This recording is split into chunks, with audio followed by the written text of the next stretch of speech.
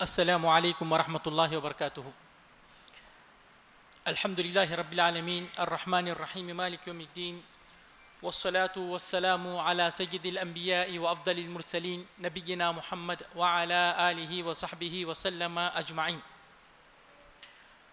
ہم تقریباً ہر پروگرام میں یہ کہتے ہیں کہ مہمانوں کا استقبال ہے، لیکن آج کے پروگرام میں کہیں گے اللہ کے مہمانوں کا استقبال ہے۔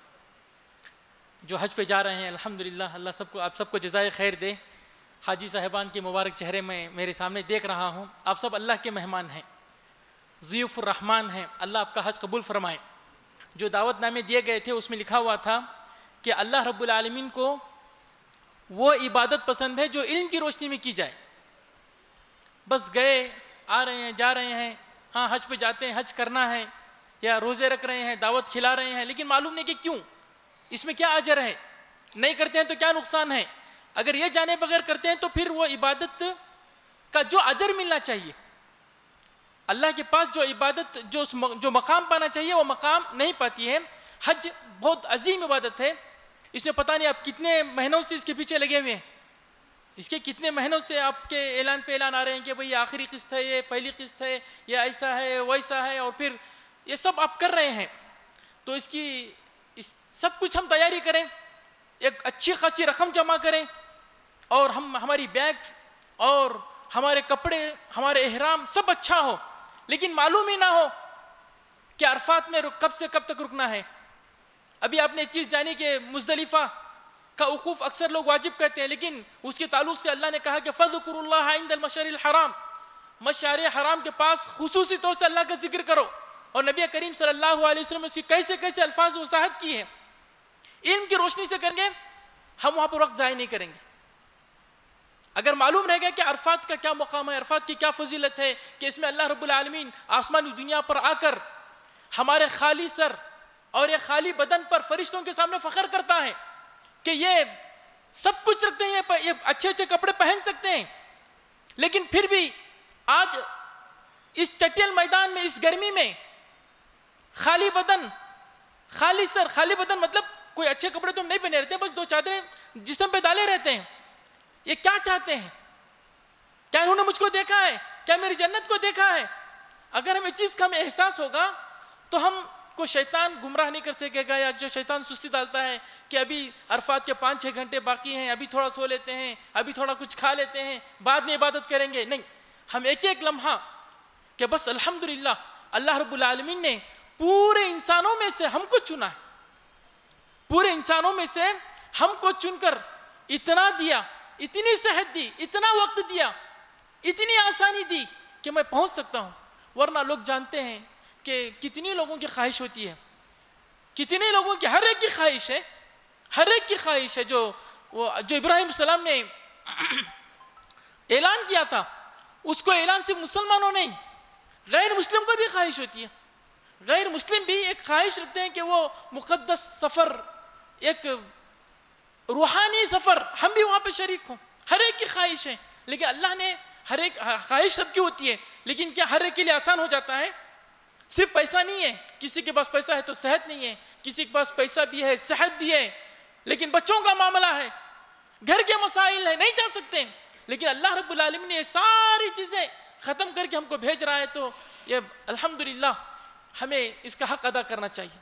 حج کی چیزیں آپ پڑھیں گے تو بار بار حج کی جتنی آیتیں ہیں، الحمدللہ آج جو یہ ہمارا حج کا پروگرام شروع ہوا، ایک پورا رکوع ہے حج کے تعلق سے، پڑھیں گے تو بار بار فَاذْكُرُوا اللَّهَ فَاذْكُرُوا اللَّهَ فَاذْكُرُوا اللَّهَ، بار بار، یعنی اللہ کہتا ہے کہ جب حج پہ جا رہے ہو تو آپ صرف میرے ہو کر رہنا ہے، آپ کے ذہن میں اللہ کی عظمت، آپ کی زبان پہ اللہ کا ذکر، سوچ اللہ کی، فَاذْكُرُوا اللَّهَ فَاذْكُرُوا اللَّهَ فَاذْكُرُوا اللَّهَ، اللہ کا ذکر، اللہ کا ذکر۔ اللہ نے کہا کہ پہلے جیسے عرب اپنے باپ داداؤں کا ذکر کرتے تھے، باپ داداؤں کی ان کی جنگوں کا ذکر، ان کی بڑائی کا ذکر، ان کی سخاوت کا ذکر کرتے تھے، وہ سب چیزیں چھوڑو، یہ حج کے پورے دن صرف میری بڑائی کے لیے، میرے گن گانے کے لیے، تمہارے دل میری عظمت سے بھرے ہوں، تمہاری زبان میری ذکر سے تر ہو، تمہارے دل میری شکر سے لبریز ہو۔ یہ انشاءاللہ آپ سب یہ جاننے کے لیے جمع ہیں، انشاءاللہ یہ چیز اللہ آپ سے قبول بھی فرمائے گا، اور اللہ اس کی آپ کو توفیق بھی دے گا۔ حضرت میرا جو موضوع ہے، میں اب تھوڑا مکے سے ہٹ رہا ہوں مدینے کی طرف. ابھی انشاءاللہ حج کے تعلق سے اور 2 موضوعات باقی ہیں، بہت اہم موضوعات، کہ حجاج سے سرزد ہونے والی غلطیاں، ہم وہ غلطیاں جاننا ہے کہ ہم سے وہ سرزد نہ ہو. اور دوسری چیز انشاءاللہ اتنی بڑی اسکرین لگائی گئی ہے، پریکٹیکل طریقے سے آپ کو بتایا جائے گا کہ کون سی چیز کب کس انداز سے کی جانی ہے. ماشاءاللہ ہمارے ایک بہت بڑے جو حج کے تعلق سے کتابیں لکھتے رہتے ہیں، ابو یاسر کے امین اور احمد صاحب، وہ آئیں گے، وہ بیان کریں گے. اب تھوڑا وقت ہے تو میں چاہ رہا ہوں کہ مدینے کے تعلق سے بیان کروں. مدینے کا ذکر جب آتا ہے تو اس میں سب سے پہلے تو کہ مدینہ، ہر شہر کی عظمت بڑھتی ہے وہاں کے ایک مشہور شخص سے. جیسے کوئی بھی ایک شہر کا ہم نام لیں گے تو ہم کہیں گے کہ بھائی ہمارے کیا ہے، صوبے کا سی ایم، ہمارے اسٹیٹ کا سی ایم اس گاؤں کا ہے، تو اس سی ایم کی وجہ سے وہ گاؤں کی عظمت بڑھ جاتی ہے. ہمارا فلاں جگہ کا ایم ایل اے اس گاؤں کا ہے، تو اس کی وجہ سے اس نسبت کی وجہ سے شہر کی عظمت بڑھتی ہے، گاؤں کی عظمت بڑھتی ہے، یقیناً بڑھتی ہے. اب یہ جو مدینہ کا ذکر ہم کر رہے ہیں، اس کی نسبت کس کی طرف ہے؟ ساری مخلوق میں سب سے افضل نبی کریم صلی اللہ علیہ وسلم، جس کو کہتے ہیں مدینہ نبویہ. مدینہ نبویہ، اللہ اکبر. اس مدینے کی عظمت کے لیے یہی کافی ہے کہ اس کو کس کی طرف منسوب کیا جاتا ہے؟ نبی کریم صلی اللہ علیہ وسلم، جس کی زمینوں پر نبی کریم صلی اللہ علیہ وسلم چلے، جس کی فضاؤں میں صحابہ کی سانسیں ہیں، وہ مدینہ منورہ. اس کا مقام کیا ہے، اس کا مرتبہ کیا ہے؟ سب سے پہلے دیکھیے، اللہ رب العالمین جب کوئی چیز چاہتا ہے تو اس کے لیے اسباب خود مہیا کر دیتا ہے. عرب کے لوگ تو تیار نہیں ہو رہے تھے، لیکن اللہ رب العالمین نے مدینے کو تیار کر دیا، خود سے تیار کر دیا. نبی کریم صلی اللہ علیہ وسلم کو خواب میں دکھایا گیا جب صحابہ کرام پہ بے انتہا ظلم ہونے لگا.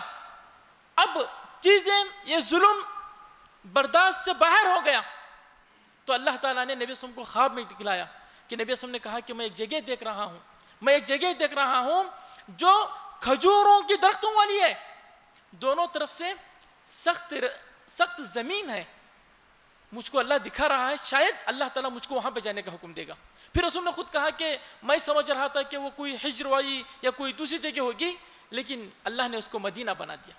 یعنی اللہ تعالیٰ نے مدینے کو خواب میں دکھایا نبی صلی اللہ علیہ وسلم کو کہ اب مدینے کی فضائیں تنگ ہو رہی ہیں تو ایک دوسری جگہ میں تیار کر رہا ہوں. اللہ رب العالمین نے مدینے کو کیسے تیار کیا؟ دیکھیے، یہود جو موسیٰ علیہ السلام کو ماننے والے ہیں، جیوس، ان کے پاس جو کتاب ہے تورات میں پورا تفصیل سے لکھا ہوا ہے کہ آخری نبی کیسی زمین میں آئیں گے، آخری نبی کا ظہور کس طرح کے علاقے میں ہوگا. انہوں نے پڑھا، انہوں نے نقشہ بنایا کہ وہ زمین کیسی ہے. پھر پوری دنیا کو انہوں نے چھان مارا، پوری دنیا میں تلاش کرنے لگے. تلاش کرتے کرتے ان کو یقین ہو گیا کہ وہ مدینہ ہی، یعنی تورات میں جیسا لکھا ہوا ہے کہ آخری نبی کا ظہور ایسی جگہ پر ہوگا، وہ مدینہ ہی ہے. تو اس وجہ سے آ کر وہ بس گئے. آپ پڑھتے ہوں گے تاریخ میں کہ مدینے میں جب رسول آئے تو یہاں پہ یہودیوں کے 3 بڑے قبیلے تھے، وہ اسی وجہ سے آئے تھے کیونکہ کتابوں میں لکھا ہوا تھا. پھر اللہ کا کیسے ایسا کرنا ہوا کہ جب جو وہاں پہ عرب تھے مدینے کے، اوس و خزرج 2 قبیلے تھے عرب کے لوگ، وہ دو قبیلے تھے اور یہود تھے. ان عربوں اور یہودیوں میں لڑائی ہوتی، وہ زمانہ ہی لڑائی جنگوں کا تھا، جنگیں ہوتی. تو یہود عربوں سے کہتے ہیں ٹھیک ہے، تم ہم کو مار رہے ہو، تم ہم کو ستا رہے ہو، تم پہ ظلم کر رہے ہو، کر لو، لیکن ابھی آخری نبی کا ظہور ہونے والا ہے، ابھی آخری نبی آنے والے ہیں، جب وہ آ جائیں گے تو غلبہ ہمارا ہی ہوگا، ہم تم کو ختم کر دیں گے. تو یہود کے کہنے کی وجہ سے ان مدینے کے عربوں کے ذہن میں آخری نبی کا تصور بیٹھتا چلا گیا. آخری نبی یعنی آخری نبی کا لفظ مدینے کے عربوں کے لیے نیا نہیں تھا، وہ یہود سے سنتے آ رہے تھے. تو ایک ان کے ذہن میں بات بیٹھ گئی. لیکن جب وہ پھر وہ حج پہ چلے گئے، مدینے کے کچھ لوگ جو پہلی بیعت عقبہ ہوئی تھی، مدینے کے کچھ پہلے لوگ تقریباً شروع میں جو تھے 8 لوگ مدینہ چلے گئے. نبی کریم صلی اللہ علیہ وسلم مدینے میں، مکے میں حج کے موقع پر جو بھی وفد آتا تھا اس سے جا کے ملاقات کرتے، اس سے بات کرتے، اس کو توحید کا پیغام پہنچاتے، اس کا اپنا تعارف کراتے. تو ان 8 لوگوں سے ملے، ان کو کہا کہ میں اللہ کا آخری نبی ہوں، اللہ نے مجھے اپنا پیغامبر بنایا ہے، مجھ کو اپنی توحید کا پیغام پہنچانے کے لیے کہا ہے. تو ان مدینے کے ان عربوں کے لیے یہ بات نہیں تھی، وہ چونکہ یہودیوں تو سن چکے تھے تو ان کو یقین ہو گیا کہ یہی آخری نبی ہیں جس کی تلاش میں کون یہود مدینے میں آ کر بیٹھے ہیں. تو انہوں نے فوراً ایمان لے آئے. پھر وہ لوگ آ کر یہاں پر وہ ماشاءاللہ مدینے کے لوگوں کو بتاتے رہے کہ بھئی یہود جس آخری نبی کا انتظار کر رہے ہیں وہ تو آ چکے ہیں، وہ ہم عرب میں سے ہیں، وہ ہم عرب میں سے ہیں، قریش میں سے ہیں، ہم یہودیوں سے پہلے ان پر ایمان لے آتے ہیں، کہیں ایسا نہ ہو کہ یہودی ان پر ایمان لے آئے، ہم ان سے پہلے ان پر ایمان لے آتے ہیں۔ تو اللہ تعالیٰ نے مدینے کو پہلے ہی سے کھول دیا، پہلے جو سنے ہوئے تھے الحمدللہ، پھر اللہ کی مدد بھی ہوئی، ماشاءاللہ مدینہ کے لوگ اچھے تھے تو الحمدللہ انہوں نے توحید کو، نبی صلی اللہ علیہ وسلم کے آنے سے پہلے ہی مدینہ اسلام کے لیے بن کر تیار تھا۔ تو مدینہ اسلام کی سب سے پہلی کیپٹل سٹی، مدینہ اسلام شروع ہوا تھا مکہ میں، لیکن مکہ میں شروع میں اسلام کو استقرار اور طاقت نصیب نہیں ہوئی، لیکن مدینے میں نصیب ہوئی، مدینے میں نصیبی۔ اور پھر ایک پورا واقعہ ہے کہ مدینے کے لوگوں نے کیسے نبی صلی اللہ علیہ وسلم کو اپنے ہاں کی دعوت آنے کی دعوت دی، اور نبی صلی اللہ علیہ وسلم نے ان سے کچھ عہد و پیمان کر کے مدینہ چلے گئے، اور آخر تک مدینے کے ہو کے رہ گئے، آخر تک مدینے کے ہو کے رہ گئے۔ رسول نے بے وفائی نہیں کی، حالانکہ مکہ فتح ہو گیا تھا، لیکن نبی صلی اللہ علیہ وسلم نے کہا کہ نہیں، میں ایک بار مدینہ چلا گیا ہوں، مدینے کے لوگوں نے مشکل وقت میں میرا ساتھ دیا، میں واپس نہیں جاؤں گا۔ اور ہمیں معلوم ہے کہ نبی صلی اللہ علیہ وسلم نے اپنی بقیہ پوری زندگی مدینے میں گزاری، مدینے ہی سے جہاد کے قافلے نکلے، مدینے ہی میں یہ ساری مسجدیں، جہاں مسجد نبوی، مسجد قباء اور جتنی طرح کی مساجد ہیں، وہیں سے دین پھیلا، وہیں سے لوگوں نے دین حاصل کیا، اور پھر وہیں سے پوری دنیا میں دین پھیلا۔ آج اگر پوری دنیا میں توحید کا نور، یہ رسالت کا نور، یہ قرآن کا نور پھیلا ہے تو کہاں سے پھیلا ہے؟ مدینے ہی سے پھیلا ہے۔ مدینے ہی میں نبی صلی اللہ علیہ وسلم تھے، مدینے ہی میں ابو بکر تھے، مدینے میں عمر تھے، مدینے میں عثمان اور علی اور خلفاء، وہیں سے اسلام کا سارا نور پھیلا ہے۔ مدینے کے تعلق سے اگر مختصر سننا چاہتے ہیں، مدینہ طیبۃ الطیبہ ہے، یعنی انتہائی پاکیزہ، وہاں پہ وحی نازل ہوتی تھی، وہاں پہ جبرائیل آتے تھے، وہاں وہ ایمان کی گڑھ ہے۔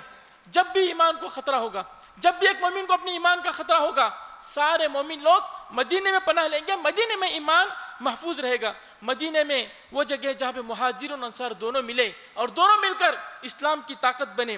مدینہ وہ جگہ ہے کہ جب مسلمانوں کو جب ضرورت پڑی تو جن لوگوں نے ساتھ دیا تھا، مکہ میں جب مسلمانوں کو ستایا جا رہا تھا، کاٹا جا رہا تھا، ہر طرح کے ظلم ڈھائے جا رہے تھے، تو جس جگہ اسلام کو پناہ ملی وہ مدینہ ہے۔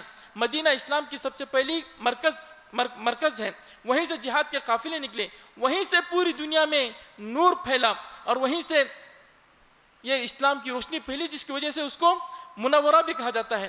یہ نبی صلی اللہ علیہ وسلم کی ہجرت گاہ تھی، وہیں پہ نبی صلی اللہ علیہ وسلم ساری زندگی گزارے، وہیں پہ وفات ہوئی، وہیں پہ دفنائے بھی گئے، اور کل قیامت میں وہیں سے اٹھائے جائیں گے۔ اور ہمیں معلوم ہے کہ کل قیامت کے دن جو سب سے پہلے خبر کھلے گی وہ نبی کریم صلی اللہ علیہ وسلم کی ہوگی۔ مدینے کی وہ مبارک فضا ہے کہ جہاں پہ نبی کریم صلی اللہ علیہ وسلم چلا کرتے تھے۔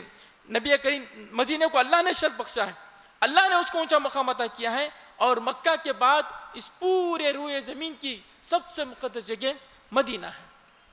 مدینے کو اللہ نے حرم کہا۔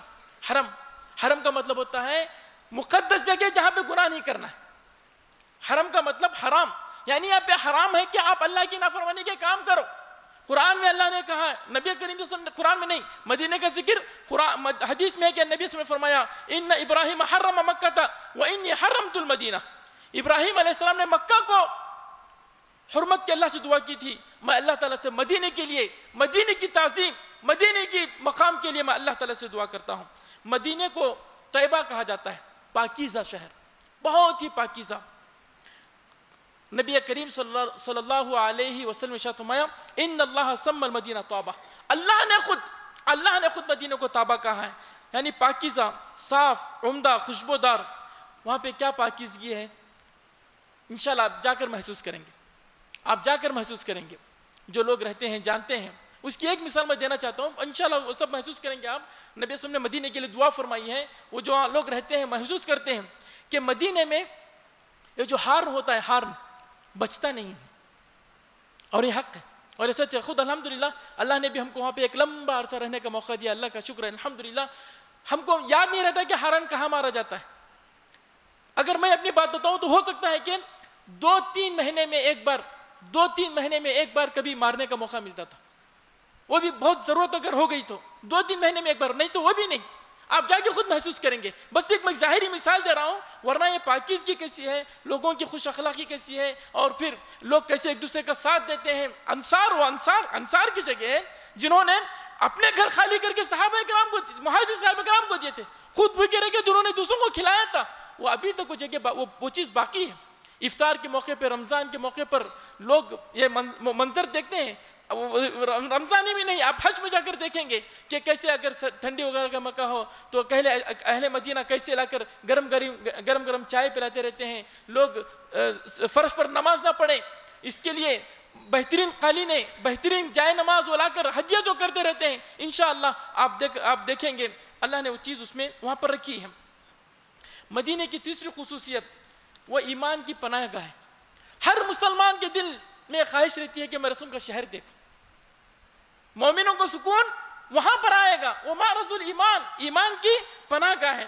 نبی کریم صلی اللہ علیہ وسلم نے فرمایا کہ اللہ تعالیٰ مدینہ کو سارے شہروں پہ غلبہ دے گا. میں نے اس کا معنی بیان کیا کہ آج پوری دنیا میں جو بھی خیر ہے, آج پوری دنیا میں جو بھی توحید ہے, یہ جو رسالت اور یہ سنت, یہ نمازیں, یہ آئی کہاں سے ہیں؟ یہ مدینہ ہی سے نکلی ہیں. یہ مدینہ کا پوری دنیا کا یہ تأکل القرى, یہ پورے قریوں کا یہ ہوگا, یہ ہیڈ ہوگا. نبی کریم صلی اللہ علیہ وسلم نے مدینے میں رہ کر کہا کہ کچھ بھی تکلیف آ جائے, کچھ بھی مصیبت آ جائے, لیکن مدینے کو نہ چھوڑو, مدینے کو نہ چھوڑو, مدینے کی تکلیف برداشت کرو, مدینے کی محبت میں تکلیف برداشت کرتے ہوئے یہاں پہ رہو. کل قیامت کے دن میں تمہاری سفارش کروں گا. میں کل قیامت کے دن کہ یہ آدمی مدینے کی محبت میں, میرے شہر کی محبت میں, اگر ہو سکتا ہے کہ دوسری جگہ وہ جاتا تو بہت اس کو آسانیاں مل جاتی, بہت مال مل جاتا ہے, اس کی اپنی جائیدادیں تھیں, لیکن وہ مدینے کی محبت میں رہا. میں کل قیامت کے دن اس کے لیے سفارش کروں گا. نبی کریم صلی اللہ علیہ وسلم نے مدینے کے لیے برکت کی دعا کی. اے کہا اللہم بارک لنا فی ثمرنا وبارک لنا فی مدینتنا وبارک لنا فی ساعنا وبارک لنا فی مدنا. نبی صلی اللہ علیہ وسلم نے دعا فرمائی کہ اللہ تو ہمارے پھل میں برکت دے, اس شہر میں برکت دے, یہ مدینے میں ہم جو کچھ کھاتے ہیں, جو کچھ ہم کھاتے ہیں اس میں تو برکت رکھ, یعنی خوب آباد و شاداب رکھ. مدینہ کو تو خوب آباد و شاداب رکھ, اس کے مکینوں پر اللہ کا فضل و کرم ہو, فصل اس کے پھل خوب سے خوب نکلے. الحمدللہ یہ چیز بھی لوگ دیکھتے ہیں, کہا جاتا ہے کہ مدینہ میں کوئی بھوکا نہیں رہتا. الحمدللہ ہم نے بھی دیکھا ہے, چھوٹی سی تنخواہ رہتی تھی, ہم تو کام بھی نہیں کرتے تھے, ہم اسٹوڈنٹ تھے. بس جو طلبہ کو جو اسٹیفن ملتا ہے اس میں پوری فیملی چلتی تھی. یہ ایک کی نہیں ہے, پتہ نہیں جامعہ اسلامیہ کے کتنے سارے طلبہ. بہت محسوس کی جانے والی چیز ہے. انشاءاللہ آپ وہ جا کر وہاں پر محسوس کریں گے. کیوں محسوس کریں گے؟ کہ نبی کریم صلی اللہ علیہ وسلم جن کی دعائیں اللہ ضرور سنتا ہے, جو اللہ کے محبوب ہیں, جن کی دعائیں اللہ سنتا ہے, اس نبی کریم صلی اللہ علیہ وسلم نے اس مدینے کے لیے دعا کی تھی. حضرات مدینہ آپ جا رہے ہیں, مدینے میں اصل جو جانا ہے مسجد نبوی کی نیت سے جانا ہے, کیونکہ نبی صلی اللہ علیہ وسلم نے بلایا مسجد نبوی, بلایا ہے مسجد نبوی. اسلام کا حکم یہی ہے, کہا کہ لا تشد الرحال الا الى ثلاث, میرے دین میں برکت و نیت, برکت حاصل کرنے کے لیے سفر صرف 3 جگہ کیا جا سکتا ہے. المسجد الحرام, مسجد حرام جس کو کس نے بنایا؟ ابراہیم علیہ السلام نے. پھر کہا مسجدی ھذا, میری یہ مسجد جس کو نبی صلی اللہ علیہ وسلم نے بنایا. اور دوسرا مسجد الاقصی جس کو سلیمان علیہ السلام نے بنایا. جی یہی 3 مسجدیں ہیں, جس کو 3 مسجدیں. اسلام میں مسجدوں کو جانے کا حکم ہے, مسجد کی نیت سے جائیں. مسجد میں مسجد نبوی کی فضیلت کیا ہے؟ مسجد نبوی کی فضیلت صلاۃ فی مسجدی ھذا خیر من الف صلاۃ. یہ کبھی ہم انشاءاللہ ہم یہاں پہ مغرب کی نماز پڑھیں گے, یہاں پہ ایک نماز پڑھیں گے, جماعت کے لحاظ سے 27 کا تو اجر ملے گا انشاءاللہ. لیکن مدینے کی ایک مغرب کا اجر جیسے کوئی آدمی 1000 مغرب کی نماز ادا کرتا ہے. یعنی ایک مغرب کی نماز پڑھ رہے ہیں تو کتنا اجر مل رہا ہے؟ جیسے کہ 1000 کسی نے 1000 مغرب کی نماز ادا کی ہے, چاہے فرض پڑھیں چاہے نفل پڑھیں, جو بھی پڑھیں. یہ نبی کریم صلی اللہ علیہ وسلم کے ان کی خلوص نیت, نبی کریم صلی اللہ علیہ وسلم کے اللہ کے پاس بڑے مقام کی وجہ سے اللہ رب العالمین نے نبی کریم صلی اللہ علیہ وسلم کی مسجد کو یہ اجر دیا ہے کہ وہاں پہ ایک نماز کا اجر 1000 سے زیادہ, 1000 نہیں, صرف 1000 نہیں, کہا رسول نے کیا کہا؟ خیر من الف, 1000 سے زیادہ کا اجر ملتا ہے. وہ 1000 کی نیت, وہ 1000 سے زیادہ جو ہے آدمی کی نیت پر کہ وہ کتنی عقیدت میں ڈوب کر اور کتنی اس جگہ کی عظمت کو جانتے ہوئے نماز پڑھ رہا ہے. مسجد نبی میں ایک ریاض الجنہ ہے جس کو رسول نے کہا کہ ما بین بیتی و منبری روضۃ من ریاض الجنہ, ممبر اور میرے گھر کے درمیان جو جگہ ہے وہ جنت کے باغیچوں میں سے ایک باغیچہ ہے. ریاض الجنہ ہے. علماء کرام نے کہا کہ یہی جگہ انشاءاللہ کل قیامت میں جنت میں اٹھا کر رکھی جائے گی. یعنی یہ جو جگہ ہے وہ وہی جگہ کل جنت میں رکھی جائے گی. یا علماء کرام نے کہا کہ وہاں کی عبادت آپ کو جنت میں لے کے جائے گی. وہاں پہ کی گئی دعائیں, وہاں پہ کی گئی عبادت یہ زیادہ موقع رکھتی ہے کہ انشاءاللہ کہ وہ آدمی کو جنت تک پہنچائے گی. اس کے لیے کوشش کرنا چاہیے. ایک قانون بنایا گیا ہے ایپس وغیرہ کا, کہ جس میں آپ کو پہلے کیا ہے رجسٹر کرنا پڑے گا, پھر وہ آپ کو ٹائم دیا جائے گا. اس ٹائم کے لحاظ سے بہت محتاط رہیے. کبھی دن یا رات کی وجہ سے کنفیوز ہو جاتا ہے. ایک بار کنفیوز ہو گیا, چونکہ ہر ایک کی خواہش ہوتی ہے وہاں پہ جانے کی. ہر مسلمان کو صرف سال میں ایک بار موقع ملتا ہے, صرف ایک سال میں ایک بار ہی وہ ایپ کھلے گا, صرف ایک ہی بار کھلے گا. جو وقت مل رہا ہے اس کے لیے بہت ہی دھیان کے ساتھ آپ جائیے. انشاءاللہ پوری کوشش کیجئے ریاض الجنہ جانے کی. پھر اس کے بعد مسجد نبوی کے بعد وہاں پر جو دوسری مسجد ہے, اور بھی اس کی بہت ساری چیزیں ہیں, میں تفصیل کے ساتھ نہیں بیان کر سکتا, لیکن انشاءاللہ آپ سارے حاجی کتابیں لے لیے ہوں گے. آپ جتنے حاجی لوگ ہیں آپ کے پاس کتاب, آپ نے حج کی کتاب لی یا نہیں لی؟ جو لیے ہیں ہاتھ اٹھائیے.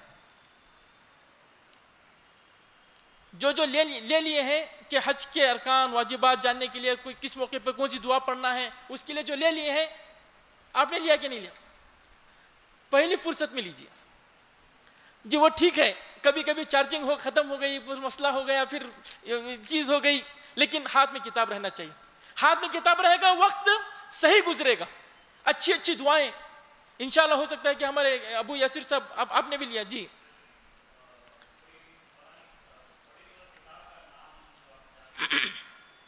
انشاءاللہ ہمارے جو کیا ابو یاسر صاحب آ رہے ہیں وہ حج کے تعلق سے کتابیں لکھتے ہیں, وہ کتاب لائیں گے انشاءاللہ. پرٹیکولرلی کتاب بہت سارے ہیں, لیکن انشاءاللہ ایک تو سعودی وزارت کی طرف سے چھپتی ہیں جو آپ کو دی جائیں گی, یہ یہاں پر بھی ہے. انشاءاللہ وہ کتابیں تقسیم کی جائے آپ کو انشاءاللہ باذن اللہ. اور خصوصاً دعاؤں کی کتاب بھی ایک اپنے ساتھ میں رکھیے. عمومی دعائیں, نبی کریم صلی اللہ علیہ وسلم اللہ کے سب سے بڑے بندے تھے, سب سے اچھی دعائیں نبی کریم صلی اللہ علیہ وسلم نے سکھائی ہیں. دعائیں ترجمے کے ساتھ آپ کے ذہن میں رہے کہ میں کیا پڑھ رہا ہوں. وقت اچھا گزرے, پوری عبادت کے ساتھ گزرے, اللہ کو راضی کر کے آئیں اس جذبے کے ساتھ انشاءاللہ. جتنے میں, کیونکہ مجھے معلوم ہے اب حاجی لوگ دوسری چیزوں میں مصروف رہتے ہیں تو یہ چیز چھوٹ جاتی ہے. آپ سب سے پہلے ایک بہترین کتاب, اب جس زبان میں جانتا ہوں, جس لحاظ سے اچھے لحاظ سے جانتا ہوں, اس کو آپ پہلے کر کے رکھ لیجئے. وہ آپ کے پاسپورٹ کی طرح آپ کے ساتھ وہ رہے. پاسپورٹ کی جس ہم حفاظت کرتے ہیں اس کی طرح حفاظت کرتے رہیں کہ یہ کتاب ہے, آج مجھے کیا کرنا ہے کیا نہیں کرنا ہے. اگر اب جیسے پوچھ رہے ہیں تو مجھے ایک کتاب ذہن میں آ رہی ہے, ایک ارشد بشیر صاحب عمری, جی ان کی حج عمرہ گائیڈنس بول کے کتاب ہے, یہ پی ڈی ایف کی شکل میں موجود ہے, آپ اس کی پرنٹ کرا کے اپنے ساتھ میں رکھ سکتے ہیں. ارشد بشیر مدنی, انہوں تو بہت سارے نے کتاب لکھی ہے, لیکن ان کی ترتیب ایک اچھے لحاظ سے ہے کہ جس میں ہر چیز وضاحت کے ساتھ بہت اچھے لحاظ سے سمجھ آ جائے گی. ارشد بشیر عمری مدنی کی حج عمرہ گائیڈنس. جی تو یہ چیز پہلے مسجد نبی, پھر مسجد قباء کا اجر انشاءاللہ آپ کو واضح ہے کہ وہاں پر ایک مرتبہ نماز پڑھنے کا اجر انشاءاللہ عمرے کا اجر ملے گا. لیکن کیا ہر دن جانا چاہیے؟ مدینے میں 8 دن رکتے ہیں, ہر دن جانا چاہیے؟ ہر دن نہیں جانا چاہیے. نبی کریم صلی اللہ علیہ وسلم ہفتے میں ایک بار جاتے تھے, آپ زیادہ 3 مرتبہ جا سکتے ہیں, بس رسول صلی جیسے گیپ سے کرتے تھے اسی طریقے سے کرنا چاہیے. لیکن آپ حاجیوں کے لیے, مدینے کے زائر کے لیے سب سے بہتر ہے کہ پورا وقت کہاں پر گزرے؟ مسجد نبی میں گزرے. وہ سب سے اہم چیز ہے. پھر 3 قبرستانوں کی زیارت کرنا ہے. سب سے پہلے نبی کریم صلی اللہ علیہ وسلم, جن کا حق ہم پر ہمارے ماں باپ, اپنے بھائی بہن, اپنے بچوں اور ہر چیز سے زیادہ ہے, جنہوں نے ہمارے خاطر خون بہائے, دان شہید فرمائے, جنہوں نے ہمارے خاطر ہر طرح کی تکلیف سہی, ان کی زیارت کرنا ہے, ان پر جا کر سلام پیش کرنا ہے. سلام وہی ہے جو ہم اتحیات میں پڑھتے ہیں, السلام علیکم ایھا النبی ورحمۃ اللہ وبرکاتہ. نہ کتاب کی ضرورت ہے نہ دوسری چیز کی ضرورت ہے. کتاب سے پڑھیں گے بے ادبی بھی ہوگی. کیا ہم کو جس نبی کی وجہ سے آج ہم مسلمان ہیں, کیا ان کو سلام کرنے کا طریقہ بھی ہم کو کتاب سے دیکھ کر پڑھیں گے؟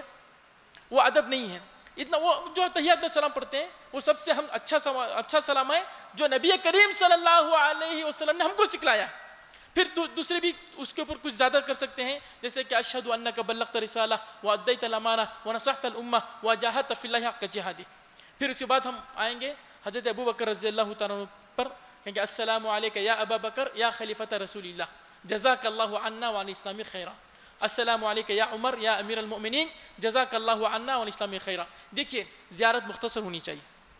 نبی کریم صلی اللہ علیہ وسلم وہ ہیں جن کا خود اللہ احترام کرتا ہے. بار بار جانا، وہاں پر جا کر کھڑے ہونا، یہ بے ادبی. ہم جیسے دنیا میں کسی بڑے آدمی کے پاس زیادہ دیر نہیں کھڑے رہتے. کچھ لوگ بولتے ہیں کہ نہیں ایسا کرنا چاہیے، لیکن نہیں، ادب کا تو تقاضا ہے کہ ایک مرتبہ سلام ہو گیا. بہتر ہے کہ پہلے دن سلام کیجیے، پھر رسوم کی مسجد میں زیادہ سے زیادہ رہ کر خوب سے خوب عبادت اور زیادہ نمازیں، آخری دن سلام کیجیے، یا درمیان میں ایک بار جا سکتے ہیں. لیکن یہ کہ ہر نماز کے بعد جانا ہے اور پھر وہاں جا کے بھیڑ لگانا ہے، یہ احترام نہیں ہے، دنیا کے لحاظ سے بھی احترام نہیں ہے.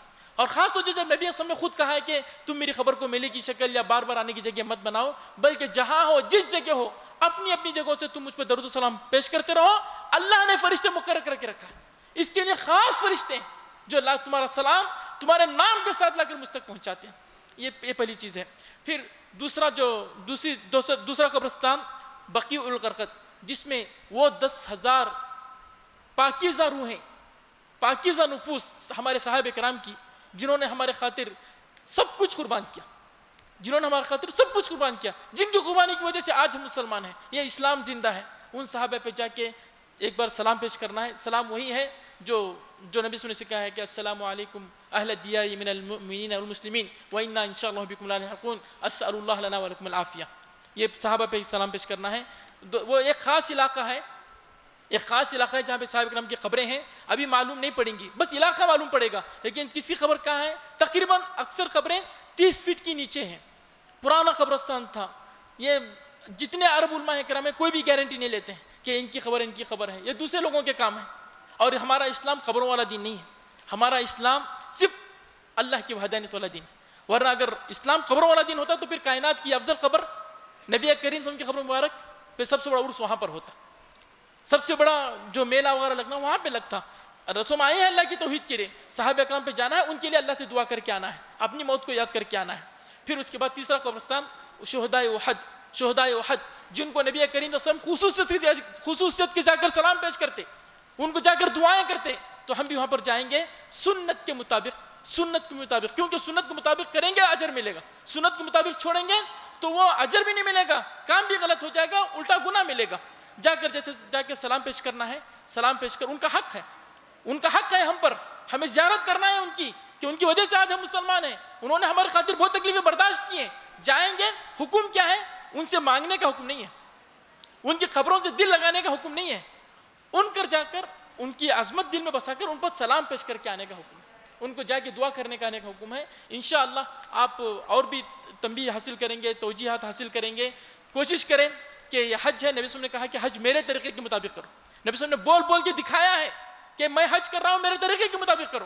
رسول اللہ صلی اللہ علیہ وسلم کی مسجد ہے، وہاں پہ صحابہ کرام رہتے تھے، تابعین رہتے تھے، اتباع تابعین رہتے تھے، وہ کیسے رہتے تھے اس کے مطابق زیارت کریں. اللہ رب العالمین سے دعا ہے کہ اللہ رب العالمین آپ کا حج قبول فرمائے، حج کے لیے ساری آسانیاں فرمائے، پوری ہر طرح سے آسانی کے ساتھ آپ کو سلامتی کے ساتھ لے کے جائے، پوری صحت اور عافیت کے ساتھ، ایمان کی سلامتی، صحت کی سلامتی کے ساتھ آپ کا حج ہو، اور آپ پورے بخشائے ہوئے، پورے گناہوں کی معافی کے ساتھ آپ انشاءاللہ پھر اپنے وطن واپس آئیں. سبحان ربک رب العزت عما یصفون وسلام علی المرسلین والحمد للہ رب العالمین.